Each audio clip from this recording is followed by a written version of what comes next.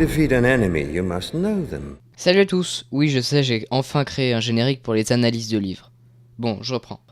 Salut à tous, on se retrouve aujourd'hui pour une troisième analyse de livres sur les romans Ahsoka, A New Dawn et Throne Alliance. J'ai lu ces livres en anglais comme d'habitude et j'ai donc pu mal interpréter certains passages. Commençons avec Ahsoka. Ce livre raconte comment Ahsoka Tano a échappé à l'ordre 66 et la purge de l'empereur, et comment elle a rejoint l'alliance rebelle balbutiante de Bail Organa. J'ai bien aimé ce livre, même si la première moitié n'était pas très intéressante. La fin était un peu vite expédiée, ce qui est dommage puisque c'est la meilleure partie du livre.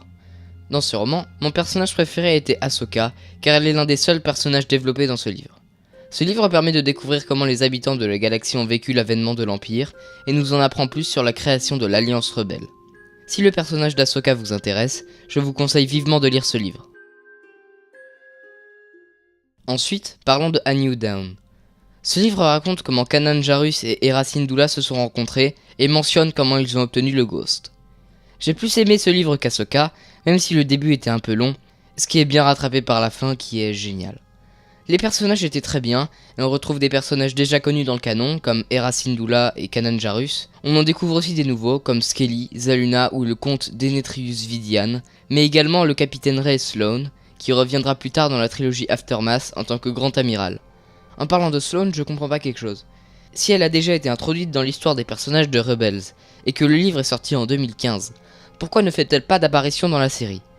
Si vous avez une réponse, je vous invite à la mettre en commentaire.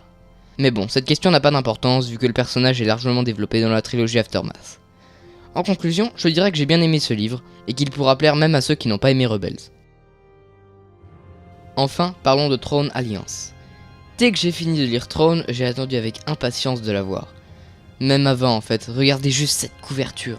Elle est extrêmement stylée. Bon, je m'égare. Ce livre raconte deux histoires en parallèle à propos des mêmes personnages. La première est comment Thrawn et Vador ont fait équipe après la bataille des Tolon pour aller dans les régions inconnues. La deuxième est comment Mithraon Uriodo et Anakin Skywalker ont fait équipe pour retrouver Padmé Amidala et détruire une usine séparatiste. J'ai beaucoup aimé ce livre, il est extrêmement intéressant. On en apprend plus sur la Force, la guerre des clones, Nechis, les Grisks, on retrouve des personnages connus comme Thrawn, Vador, Anakin, Padmé, R2D2, Rook ou l'Empereur. J'ai aussi trouvé intéressant le fait que Vador appelle Anakin le Jedi, pour marquer le fait qu'il n'est plus la même personne. Anecdote amusante, j'étais en train de lire ce livre quand j'ai appris que Galaxy Z je reproduirais la planète Batuu, et comme ce livre parle de Batuu, j'ai trouvé ça amusant. Mes personnages préférés dans ce livre étaient Thrawn et Vador, et je conseille à tout le monde de le lire. Voilà, c'est la fin de cette analyse de livre, on se retrouvera plus tard pour une prochaine vidéo, alors au revoir et que la force soit avec vous.